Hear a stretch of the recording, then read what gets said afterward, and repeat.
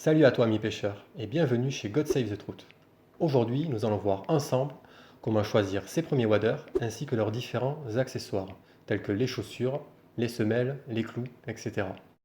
Je vais vous détailler les avantages et inconvénients de chacun d'entre eux et nous finirons en fin de vidéo par voir où les acheter ainsi que mes propres recommandations.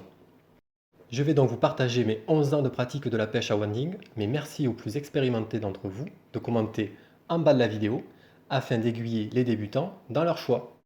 Et n'oubliez pas, partagez, likez et abonnez-vous. Allez, c'est parti! Il existe 3 types de waders différents que j'ai classés du moins cher au plus cher. Pour commencer, vous trouverez les waders PVC, suivis des waders néoprène et pour finir, les waders respirants. Nous allons les comparer sur la base de 6 critères: le prix, l'isolation thermique, la robustesse, la facilité de réparation, car vous serez probablement amené à le faire, mais aussi le confort, et pour finir, la facilité de séchage. Alors, c'est un critère à prendre en compte, car personnellement je change plusieurs fois de spot de pêche dans la journée, et j'aime bien être sec lorsque je rentre dans ma voiture. Idem, lorsque vous avez 2 journées de pêche consécutives, c'est toujours plus agréable de rentrer dans les waders secs le second jour. Alors, concernant les waders PVC, ce sont clairement les plus abordables, comptez de 50 à 80 euros. En plus, ils sont vendus avec des bottes intégrées, donc vous n'aurez pas de chaussures supplémentaires à acheter. Côté isolation, c'est mauvais pour le froid, préférez une utilisation printemps-été. Donc pour l'hiver, prévoyez des collants et un pantalon chaud en dessous. Côté robustesse, ils ont une bonne résistance au frottement et à la végétation, type ronce, sans exagérer bien sûr. Niveau réparation, c'est très facile. Ça se répare comme une chambre à air de vélo, c'est-à-dire avec une simple rustine. Côté confort, c'est pas mal niveau souplesse, on n'est pas gêné dans nos mouvements. Par contre l'été, vous allez transpirer, et c'est pas très agréable. Et pour finir, le séchage. C'est un très bon point sur ces waders, puisque ce sont ceux qui sèchent le plus vite. Voilà, on a fait le tour des waders PVC. Parlons maintenant des waders néoprène, que vous trouverez soit avec des bottes intégrées, soit avec des chaussons. Pour ces derniers, prévoyez l'achat de chaussures en supplément, mais on verra ça juste après. Pour le prix, comptez 70 euros avec les bottes et de 80 à 130 euros avec les chaussons. Niveau isolation, sachez qu'il existe différents types d'épaisseurs sur ces waders, en gros 6 ou 3 mm. Préférez les 6 mm pour l'hiver car ça protège bien du froid et les 3 mm pour l'été afin d'avoir moins chaud. Maintenant, si vous voulez acheter qu'une seule paire de waders, et je le comprends, partez sur les 3 mm et équipez-vous chaudement pour l'hiver. Côté robustesse, alors c'est des waders qui résistent bien au frottement lors de la marche. Par contre, c'est moins le cas sur la végétation et notamment sur les ronces. Faites attention. Perso, les miens ont pris rapidement l'eau aussi au niveau de l'entrejambe, au niveau de la couture de l'entrejambe. Pour la réparation, ce sont des waders difficiles à réparer, mais pas impossibles. Mais en général, la réparation ne dure pas longtemps. Alors côté confort, je trouve que ces waders sont assez gênants pour marcher ou crapahuter, car ils sont assez lourds et rigides. Et comme pour les waders PVC, c'est une matière non respirante, donc l'été, vous allez transpirer.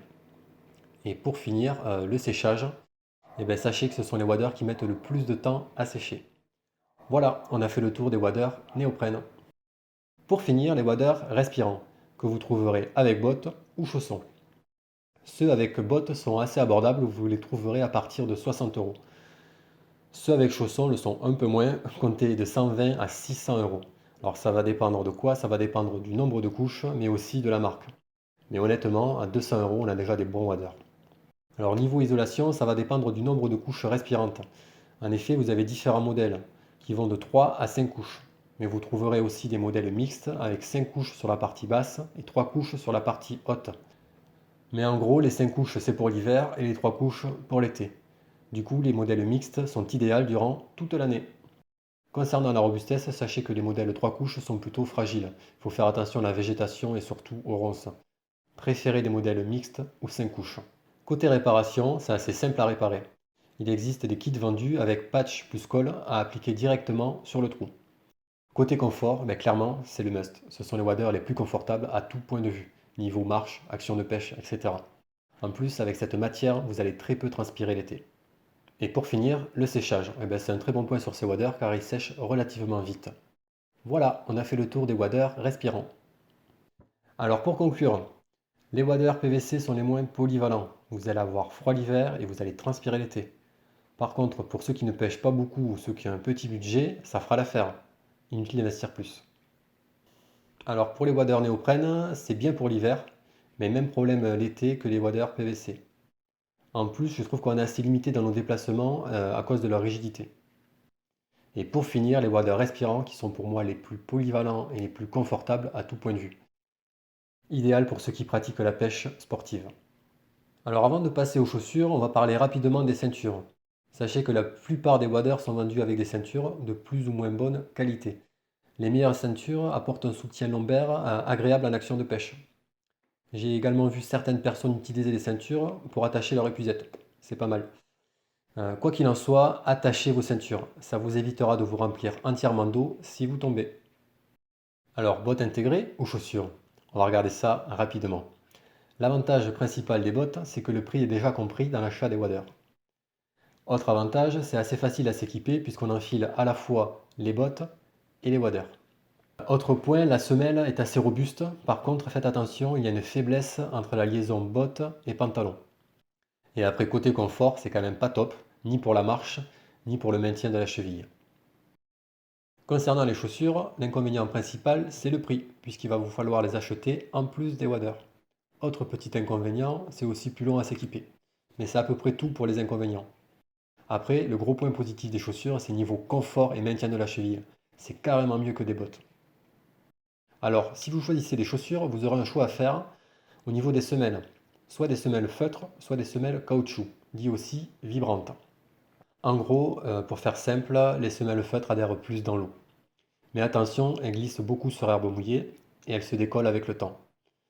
Et en plus, ce qui est un point très important, c'est que ces semelles sont interdites sur certains cours d'eau pour limiter la propagation des bactéries. Alors il existe trois types d'accessoires pour augmenter l'adhérence de vos chaussures. Vous trouverez des surchaussures type filet, ensuite des talonnettes métalliques qui se fixent directement sur la chaussure avec une sangle, et pour finir, des clous à visser dans la semelle de la chaussure. Alors personnellement, je déconseille les deux premiers, puisque je pense que ça a une forte tendance à s'accrocher un peu partout. Par contre, les clous, je les utilise et c'est vraiment efficace. Alors personnellement, j'utilise des waders mixtes, 3 couches sur la partie haute et 5 couches sur la partie basse. Avec ça, j'ai des chaussures à semelles vibrantes, donc caoutchouc, sur lesquelles j'y ai mis des clous. Voilà pour mon matos. Alors maintenant, vous vous posez peut-être la question de où acheter ces waders. En magasin, sur internet, etc. Alors dans mon cas, mes premiers waders, moi je les ai achetés chez Decathlon, la marque Caperlan, qui est un bon rapport qualité-prix. En plus, chez Decathlon, vous bénéficiez d'une garantie, que j'ai déjà essayée, et de promos en fin de saison de pêche. Aujourd'hui, mes waders, je les achète à un magasin spécialisé à côté de chez moi, Pacific Pêche, qui je trouve ont une plus large gamme de produits. Vous bénéficiez également d'une garantie en cas de problème. Ils ont également des promos plusieurs fois par an. Et pour finir, l'achat sur Internet. Bien que je le déconseille, car il est préférable d'essayer ces waders avant de les acheter.